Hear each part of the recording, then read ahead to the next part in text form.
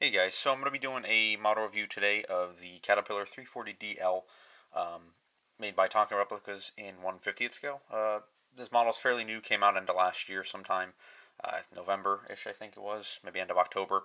Um, Really nice model, I like it a lot. Had a couple little, you know, issues with it, but nothing major. Fortunately, I know a lot of people. Well, not a lot, but I've heard a few stories of people saying that the tracks they got them were when they got it, the model were broken. Fortunately for me, nothing like that happened. The tracks are perfect on mine. Um, the only thing, I mean, there was little things that happened with the model that I just like a couple little things that I'm kind of like nitpicked at, but very easy fixes. And other than that, the model's great. Functionality of it is amazing. Um, I mean, it's the car body is identical to a 330, 336, same thing. The undercarriage, I believe, is the undercarriage from a Cat 345. That's kind of what this machine was designed off of. I mean, honestly, I think this machine is primarily sold in Japan, I believe, and some of the European countries. Um, I don't know if it made it to America yet, or if it even is going to. Um, it's primarily was designed, the original, the real machine was designed for quarry applications and whatnot. Um, that's basically why the undercarriage is wider, a little taller, and has the thinner tracks on it. Um, and then the car body is just pretty much, it's same size as a 330. I know that I'm pretty sure that they make the ME stick for this one. Um, Not in a model form, but the actual machine. You have an option to have an ME stick on it, which would have been cool because it would have been different than like the 330. Right now, this one, the honestly the boom and stick is pretty much the same as the Norscot Cat 336E. It's almost identical in size, and even the bucket is pretty much the same. So, but again, I don't mind having more than one of the same size machine. Obviously, I have several excavators, so. But otherwise, to get into more on this model, but before that, this was requested by a bunch of people. Empire Demolition on Instagram kept asking me about it, and I just honestly haven't got around to making it and uploading it either. So finally, I got the time today to do it, and sorry for the wait on this one. So let me get into it. Again, so I'll go with the issues that I had. So the hydraulic line here. This one, they are like in the middle here. They're actually glued. Get the focus. They're like glued into the side of the stick. With a little piece of rubber, it's kind of like in the inside. I think it's probably one piece, and when they put the whole thing together, it whatever, it stayed. So this one was a little bit off to where this part of the line here was out, and it was, if I had it like this, it was pretty much just about halfway between the stick and the boom here. And I didn't like it. It wasn't symmetrical with the other side, so I said, all right, whatever. So I took it off. I pulled that out, cut it, and then re-glued it in the position it is now. And there's no issue. It looks good. It is even with the other sides, so that's what I like. The other issue that I had was a little bit bigger, and it still kind of has the problem. So the car body on top of the undercarriage does this. Now this is 100% improved from what it was. Literally, I could take the car body and practically touch the tracks, the back of the car body to here on the tracks. It would move that much. I didn't even realize when I first took it out of the box, and even when I took a few pictures of it, the one on the lowboy, I didn't even, honestly, I never even noticed. Spinning it around, it never really moved. But then when you sat it down and put some pressure on it and spun, it did move quite a bit. So I took it all apart, took the bottom off. This little cap here, there is a plate, and under there you got the main screw for the, that attaches the undercarriage to the car body. Took that out, tried to figure out what was wrong, and honestly, I don't know really. What I think it was is that the actual piece where you screw it into, that's casted to the bottom of the car body, that goes then through a hole in the bottom of the undercarriage, and then you put a screw in.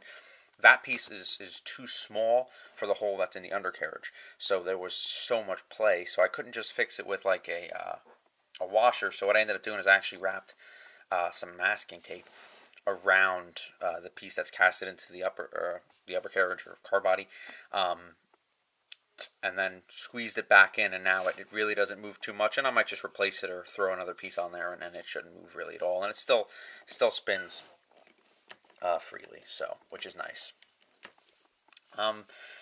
Otherwise, so tracks, that's the only things that I had wrong with the model. Other than that, it's beautiful, looks great. Functionality, again, is really nice. And detail on it, too. Hydraulic lines and all that are definitely an upgrade from, say, the 330, 336D from Norscot. So,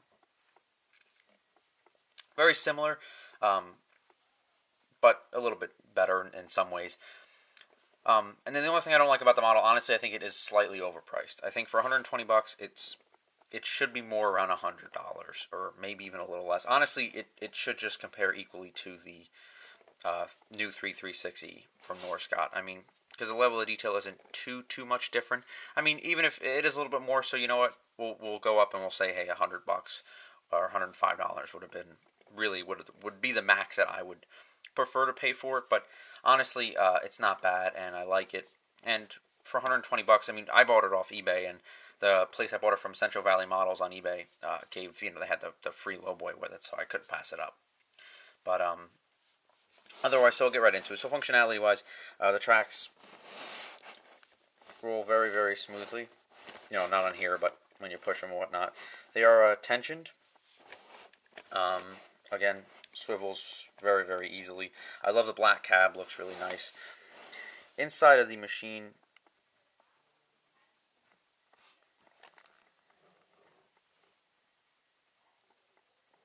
camera's not really going to focus on it, but it actually does say CAT on the headrest of the seat inside the cab, which is really, really cool, and that's a nice piece of detail on it.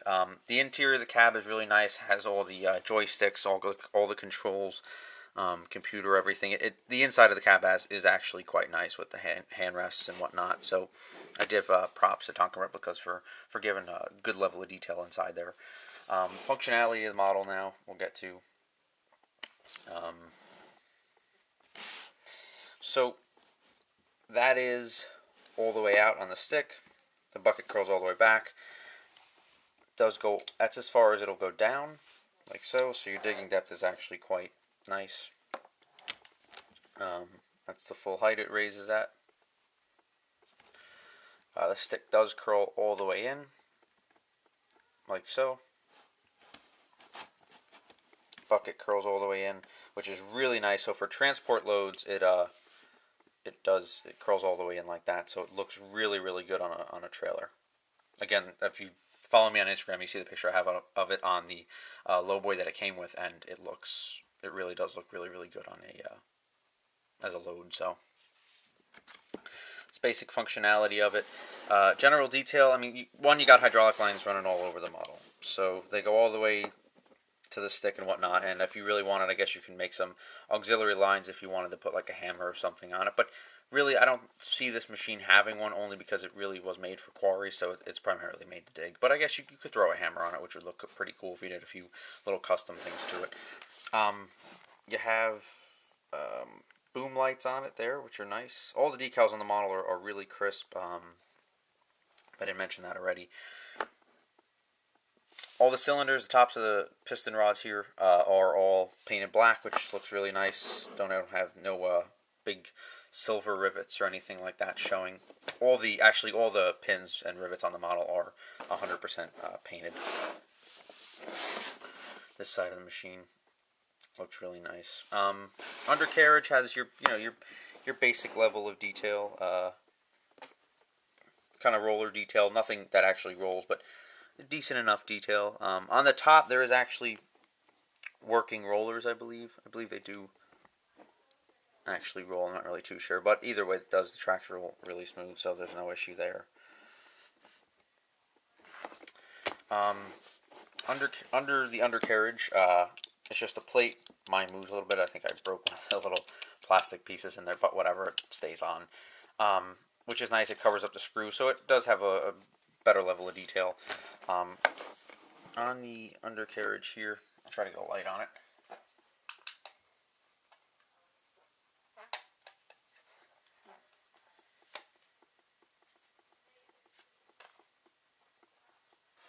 Don't really know why it's flickering. So, where was I going? Got bolt detail all around the swing area here, the undercarriage. I'll turn that off. It's kind of annoying. What else? I mean, you got mirrors everywhere, wiper. Again, I mean, it's really pretty much similar to the 336 E series in size, and the 330D, 336D in car body size and look and detail pretty much. It definitely compares to Norscot pretty easily. The cool thing though that is, which is nice about Tonkin Replicas, it does come with this card, which is really cool. See, that would have been cool if they made it in the ME version. I think would have been kind of cool because it's kind of different to have a ME version, 35, 40 ton machine. So, and actually on this one, it does have the auxiliary coming down, so it would be pretty cool. And actually, as a quick coupler, so if they made that one, that would have been pretty cool with the auxiliary and everything, and even with a quick coupler, which would have been pretty cool because it's easier to make attachments for it. On the back, it just has some information about the real machine and whatnot, horsepower, weight, all that. And Tonkin Replicas and cat. So otherwise, lastly, what I'll do is I'll show a comparison between the 336E and the 336D.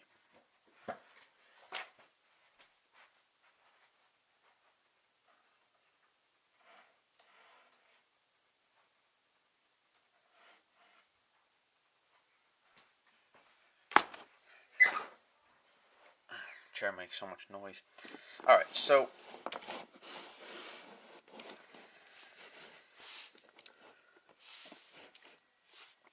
the 336E actually still has a bit of a bigger stick. Not by much, but it is a touch taller. Actually, the 336E stick is kind of ridiculous. It's like a sewer stick, which is cool. I actually like it, so that's that. And I mean, look, I'm not going to compare these only because they're, it's a different series. You got the D and the E, so they don't really compare like that. But size-wise, obviously you can tell these tracks are bigger than those. But I'll move on to the 336D, which also is identical, if you don't know already, identical to the 330D that Norscot made. So literally the exact same thing if you have one or the other. I have both, but some people have one or the other, whatever. So actual car body is literally, it's identical. Everything about it. Tops of them are, I mean, it's the same exact machine, just put on a different undercarriage, and that's just, I mean, that's the real machine too. It's the same. It's a different decal on a 336 D series. Obviously, as you can see here, the undercarriage is different. Tracks are honestly about the same width, but obviously that is wider than that there. And the boom and stick are slightly different. Honestly, the boom is about the same on the 336 and the 340, but the stick on the 340 is just a touch bigger, and so is the bucket, which actually the bucket's just about identical to the 336E, so not too big of a difference. Otherwise, that's pretty much it. A little longer than I wanted to make the review, but I think I covered everything on it. I don't know if I didn't say the bucket's decent big size. If you have the 336E, it's literally the same exact bucket. So, otherwise, thanks so much, guys, for watching.